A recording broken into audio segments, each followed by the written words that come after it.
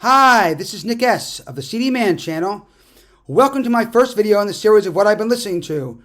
This week we've got 12 albums I listened to in the past week. We're going to run through them and show you what I've been listening to. If you like this video, subscribe and hit the like button down there and ding to get notifications if you like the videos. Well, the first one is from Grammy winner Bon Iver, the self-titled album called Bon Iver. It featured the single Helicon, and it was from 2012. They've just put out a new reissue for this album, so I'm playing the original album to make sure it plays. The album was very nice, mellow, and relaxing. And I really enjoyed the fact that Bon Iver, the moods in the album were really, really good at times when it needed to be. I definitely give this album a thumbs up and a buy. Most Bon Iver albums are in that mode for me, but this one definitely is. It's probably their best album, in my opinion. The next album is by a blues legend, Robert Cray, and the Robert Cray Band with the Memphis Horns. Robert is known for his hit single from 1997, his lone top 40 hit in the U.S. called Smoking Gun. This was an album called Midnight Stroll, and it featured the single The Forecast Calls for Pain, which made Billboard's Rock Tracks chart in 1990 as well. I didn't like the Memphis Horns. The horns did not work well with me on the album. There's the album cover again. I prefer Robert Cray without the Memphis Horns. It wasn't a bad album. I'd certainly call it a stream for me, but it wasn't a perfect album. Strong Persuader is a much better album. We'll get to that when I play that one. And once again, Robert Cray and the Memphis Horns. The album's called Midnight Stroll, is a stream. The next album we got is a classic, I'll call it hair metal album. On the album is Eric Martin, Pat, I think it's Trophy, excuse my language if I'm pronouncing it wrong. It's Billy Sheehan of David Lee Roth's band on bass, and it's Paul Gilbert on guitar. I'm actually going to get that correct on Pat's name, because I don't want to tell you the names wrong. Hold on. It's actually, hold on, let me get to that. It's actually Pat Torpey. He's the drummer for Mr. Big. It was their big breakthrough album in the United States, the one that featured the two top 40 pop hits called Lean Into It. The album came out in 1991, but was big in 1992. Here's the album again. 92. Thanks to two big hit singles, a number one for 3 weeks on the Hot 100 called To Be With You, and a top 30 hit called Just Take My Heart. The song Green Tinted 60s Mind also made the Rock Tracks chart. I really like this album, along with the album that came after this and the first album from them. It rocked where it had to rock, and it was mellow where it had to be mellow. I would absolutely give this album a buy it. Especially if you can get it cheap, like in the used bin or something like that. Definitely pick it up.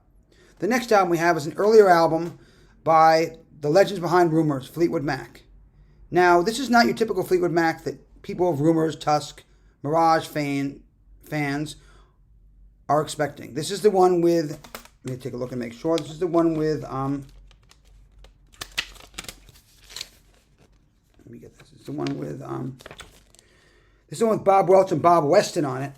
It didn't feature Lindsay and Stevie, although Christie was in the band already. Christine McVie was already in the band already. The album's called Mystery to Me from 1973, and the single, which didn't chart, was called Hypnotized. I really enjoyed this album, as I really like Bob Welch. Some of his solo albums from the late 70s are really good. It's not your typical, don't go into this thinking you're going to get Rumors era Fleetwood Mac. You're not. You're going to get early 70s Fleetwood Mac, which actually is pretty fun to listen to. So I'll give Mystery to Me by Fleetwood Mac a thumbs up and a buy it. The next album, actually the next three, are by a group from Rockford, Illinois, known for their Live at Budokan album. That's Cheap Trick. Rick Nielsen, Robin Zander, Tom Peterson, and Bun E. Carlos. Although one album has another bassist because Tom took a break from the album. I'll get to that in a moment. The first album was their breakthrough album in 1978 called Heaven Tonight. That's the album with their first chart single, Surrender.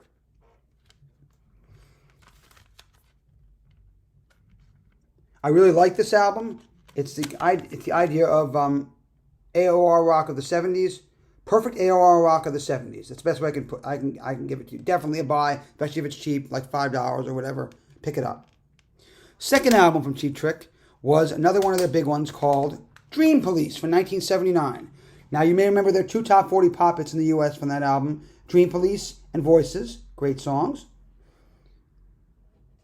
Another favorite of mine was The House is Rockin' with Domestic Problems.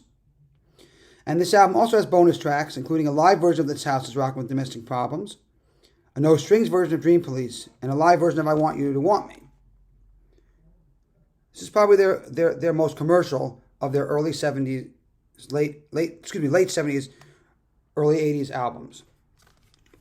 The last of the three Cheap Trick albums didn't feature Tom Peterson on the bass. He had left the band for a while. Instead, we have John Brandt on the basses. I kind of felt that the album, which we're going to see, called The Doctor by Cheap Trick, was kind of disappointing. It sounded too modern for their sound, and Bunny Carlos's drums did not work on this album. This version I have here is a Wounded Bird reissue, and it features a bonus track of the single version of this song from the album, It's Only Love. What you might want to know about the single from The Doctor, It's Only Love, is it was the first video to have somebody in the corner signing the whole video. Kind of cool, isn't it? It's also a video I saw on channel U68 back in the 1980s. Thankfully, Cheap Trick got better on the next album, which in the upcoming weeks we'll get a showing on this listing. The next album is an album by the great Neil Young. Now, there's two Neil Young albums on my docket to listen to. One I haven't yet, but one I did. And it was kind of short, in my opinion, but that's kind of the charm. And it's kind of a country western feel to the album. Neil Young's Hawks and Doves. Standouts on this album include The Little Wing, Captain Kennedy, and Hawks and Doves. Really a good album. It's in the new box set. If anybody's picked up the new box set, the Archive series, or whatever that box set is with the 3 or 4 albums in it, this is in the newest version that just came out. I really liked it, and I definitely give it a buy, especially at its length. It doesn't try to do more than it should. Great early 80s Neil Young, Hawks and Doves. The next album has also been reissued recently. In fact, my listening was spawned by a new album coming out from this group this week called Vibrations, or Vibrating, or Vibrations. I don't remember offhand the name of the album. It was a 1997 album by Ed Roland and Collective Soul called Discipline Breakdown. This is what you expect from Collective Soul. Don't pay $10, $15 for this album. It's not worth it. But it is worth a good used $5, $6, whatever. Great. Pick it up if you can find it. Great songs on this album include the chart singles Questions Declaration, Listen, and the title cut Discipline Breakdown. Fantastic work. I'll buy it for Collective Soul, Discipline Breakdown. The next album I've got is by an English group called Travis. You may remember their 2 hit singles. One, Why Does It Always Rain on Me, and the other, which is on this album, called Sing. The album is The Invisible Band by epic recording artist Travis. The album came out in 2001, and I really like this album. I remember being exposed to it at my local Sam Goody record store where I worked in 2001. And I think along with the album with Why Doesn't It Always Rain on Me, those 2 albums are my favorite Travis albums. Definitely a buy. The last 2 albums are albums by the great late David Bowie. Now, as some of you know, David Bowie has recently released his 90s output on reissued CDs. So I'm trying to listen to the 2 albums or 3 albums that I have that are not in their original forms. The first of those 2 was more of my favorite. It had more of the Let's Dance era sound to it, as it was a reunion with Nile Rodgers of Chic. The 1993 release, White Tie, Black Noise.